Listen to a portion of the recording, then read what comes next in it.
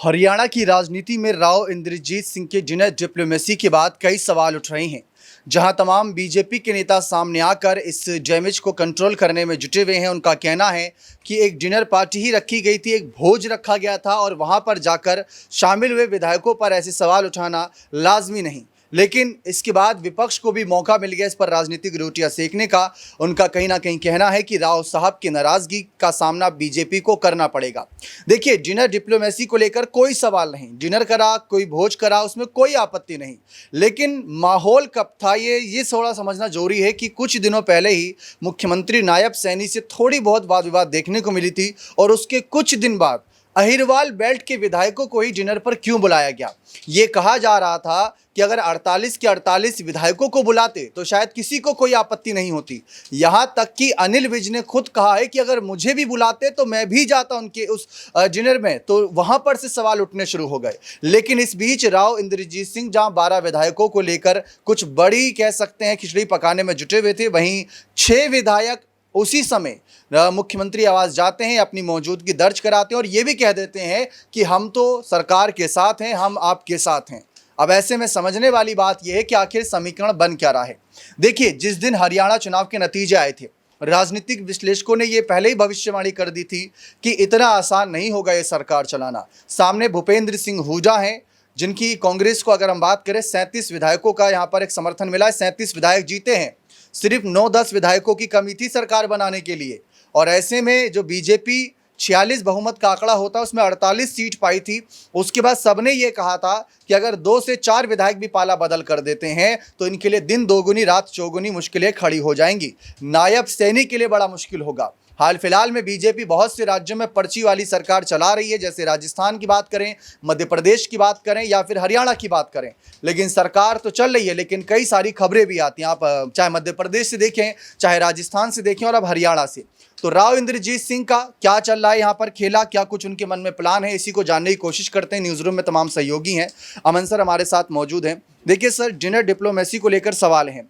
भोज करना कोई आपत्ति नहीं, लेकिन जो समय था जिन विधायकों के साथ किया उसको लेकर आपत्ति, इसको आप कैसे देखते हैं? देखिए, जाहिर बात है क्योंकि जिस वक्त पे ये किया गया और जिस मौके पर ये किया गया उसको लेकर सवाल उठ रहे हैं, क्योंकि ये भी कहा जा रहा है कि नायब सिंह सैनी से राव इंद्रजीत खफा हैं, नाराज़ हैं और यही वजह है कि जो अहिरवाल बेल्ट है उसके तमाम 11-12 जो विधायक हैं उनको बुलाकर डिनर करना, उसमें कांग्रेसी एक विधायक का शामिल होना कई चीज़ों की तरफ इशारा करता है कि क्या ये सिर्फ खाने की दावत थी या खाने के सहारे राजनीति का जो मज़ा है वो खराब करना चाहते हैं बीजेपी का राव इंद्रजीत। क्योंकि अगर राव इंद्रजीत को देखा जाए तो कांग्रेस से ही वो 2013 में बीजेपी के अंदर शामिल हुए हैं। और दीपक, यहाँ पर ये भी गौर करने वाली बात है कि जब से राव इंद्रजीत बीजेपी के अंदर शामिल हुए हैं उसके बाद से लगातार हैट्रिक बीजेपी बनाती हुई दिखाई पड़ी है। सरकार लगातार तीसरी दफा उनकी बनी है, लेकिन एक बार भी राव इंद्रजीत के नाम पर जिक्र नहीं होता।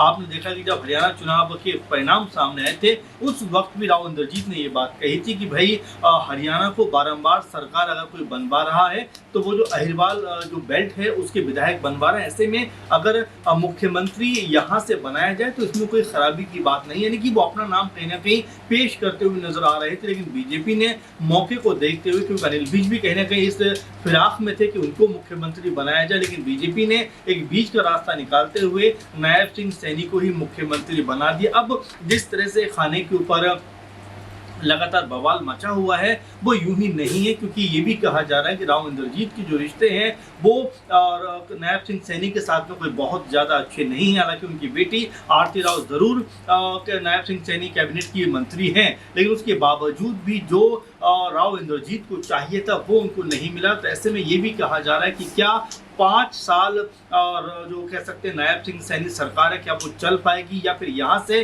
कोई बड़ा आपस में बवाल होता हुआ दिखाई पड़ेगा। क्योंकि एक ज़रा शब्द पे आप गौर करिए, अनिल विज ने ये तक कहा कि अगर मुझे बुलाया जाता तो मैं भी जाता। यानी कि आप देखिए किस तरह से जो 2 बड़े नेता हैं वो अब लगभग बगावत पर उतर आए हैं और जिस तरह की भाषा शैली का इस्तेमाल कर रहे हैं उससे ऐसा लग रहा है दीपक कि आने वाले दिनों में हरियाणा के अंदर कुछ बड़ा होने वाला है। जी, हरियाणा के अंदर बड़ा कोई सियासी खेल होगा, लेकिन इससे पहले ये भी समझने की कोशिश करते हैं कि अगर इनके मन में कोई खेला को लेकर विचार है तो क्या सामने से कोई ऑफर है कांग्रेस पार्टी की तरफ से? क्या भूपेंद्र सिंह हुड्डा, कुमारी शैलजा, रणदीप सुरजेवाला की तरफ से ऐसा कोई कदम है कि इनको पार्टी में शामिल कराकर इनको अपने साथ रखें या फिर इनके साथ मिलकर सरकार बनाए? हुड्डा जी भी इतनी आसानी से कुर्सी नहीं छोड़ेंगे अगर बात मुख्यमंत्री पद की होगी, क्योंकि उनके पास भी 20-25 विधायकों का अच्छा खासा समर्थन है और 10-12 विधायक अगर राव साहब लेकर भी आते हैं उसमें से 5-6 तो वैसे ही कह दिए कि हम तो बीजेपी के साथ ही हैं। तो ऐसे मुश्किल है। हमारे साथ नाजमीन मैम है। क्या लगता है अगर राव साहब के मन में कोई खेला को लेकर विचार है तो कांग्रेस पार्टी ने कोई ऑफर देगी या नहीं?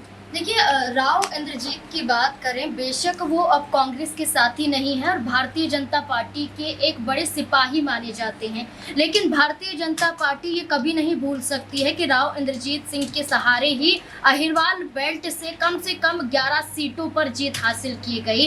इसके अलावा अगर बात करें तो राव इंद्रजीत सिंह ने कई ऐसे अपने समर्थकों को ऐसे मौके पर उतारा है जब भारतीय जनता पार्टी को ज़रूरत थी। अब देखिए, अनिल विज की बात करें और राव इंद्रजीत की बात करें, दोनों में ये फर्क नजर आता है कि अनिल विज अपनी ही सरकार के खिलाफ आक्रामक रहते हैं। उनके रवैये ऐसे हैं कि वो अपनी सरकार को ही आड़े हाथों ले लेते हैं। उनके बयान हैं जिनके कारण उनको नोटिस भी जारी हुआ था। उस दौरान भी उन्होंने नोटिस को कहीं ना कहीं फाड़ दिया था और ये तक कहा था कि सार्वजनिक रूप से मेरी आलोचना क्यों की जा रही है, मुझे आकर कहा भी जा सकता था। लेकिन राव इंद्रजीत हैं कि जो नाराजगी भी जताते हैं तो इसका जो है भारतीय जनता पार्टी को इतना बड़ा इजहार नहीं करते हैं। लेकिन आज राव इंद्रजीत को अगर ऐसा करना पड़ रहा है, इसके पीछे की वजह हो सकती है कि जब उन्होंने विधानसभा चुनाव के दौरान और लोकसभा चुनाव के दौरान ये भी कहा था कि उनसे कम उम्र के लोग बड़े बड़े पदों पर बैठ जाते हैं, तो क्या ये सीधा इशारा मुख्यमंत्री नयाब सिंह सैनी को था?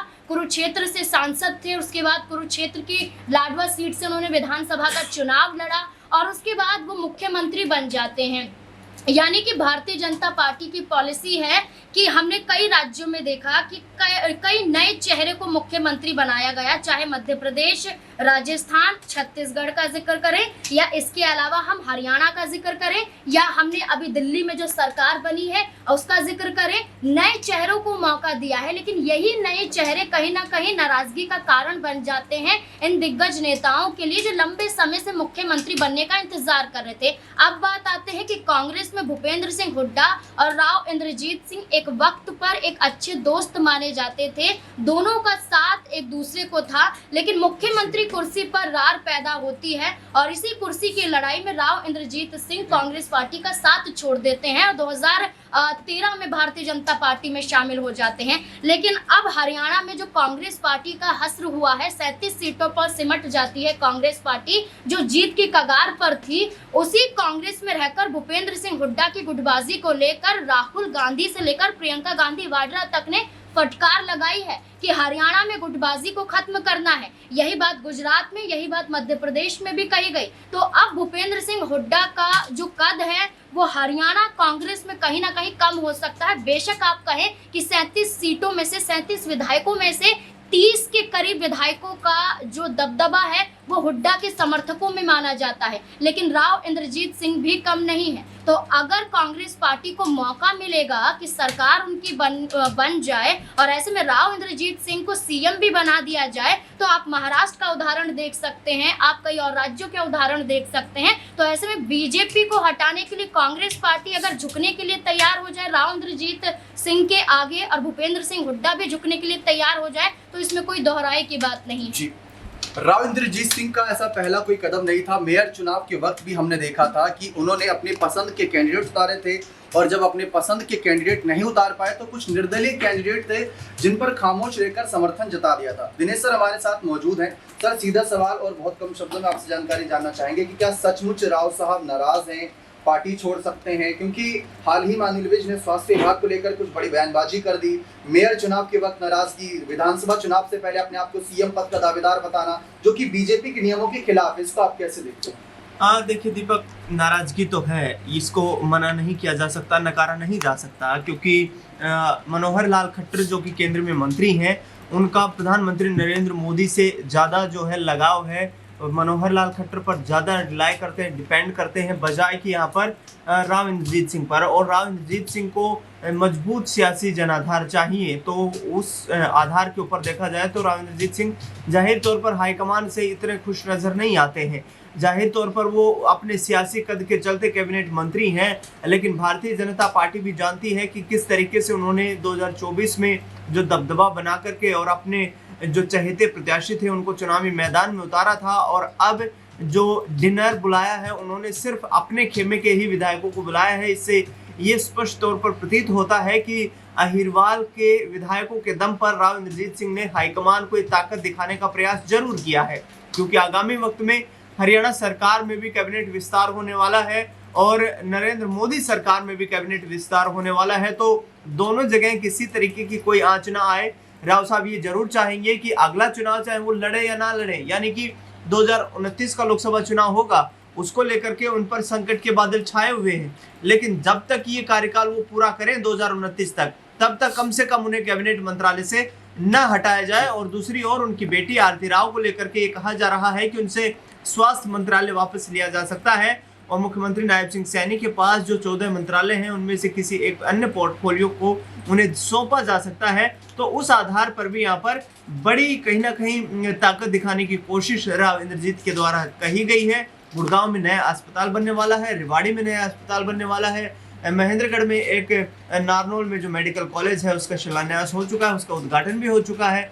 तो ये तमाम चीज़ें हैं जिस तरीके से राव इंद्रजीत सिंह के सियासी दबदबे के चलते पूर्ण हो पाई है। और उन्होंने हाल ही में एक जो बयान दिया है, एक निजी चैनल को इंटरव्यू दिया, उसमें साफ तौर पर कहा कि रेवाड़ी में जब तक एम्स का जो पिछले साल प्रधानमंत्री नरेंद्र मोदी ने शिलान्यास किया था वो कंप्लीट जब तक नहीं हो जाता है तब तक मैं चैन की सांस नहीं लूंगा। तो अपना दबदबा जरूर दिखाने का प्रयास उनके द्वारा किया जा रहा है। जी बहुत बहुत शुक्रिया। तो ये हमारे सहयोगी ने बहुत स्पष्ट तरीके से हरियाणा में क्या माहौल बना है और क्या माहौल बना दिया है राव साहब ने, ये सारी बातें विस्तार पूर्वक बताई। अब आप तय करिए कि क्या सचमुच राव साहब को बीजेपी के साथ बने रहना चाहिए, क्या कांग्रेस की तरफ देखना चाहिए, और सबसे बड़ी बात क्या कांग्रेस को इस मौके का फायदा उठाकर राव साहब को कोई ऑफर देना चाहिए नहीं। अपना कमेंट सेक्शन में अवश्य रखिएगा। बहुत बहुत शुक्रिया।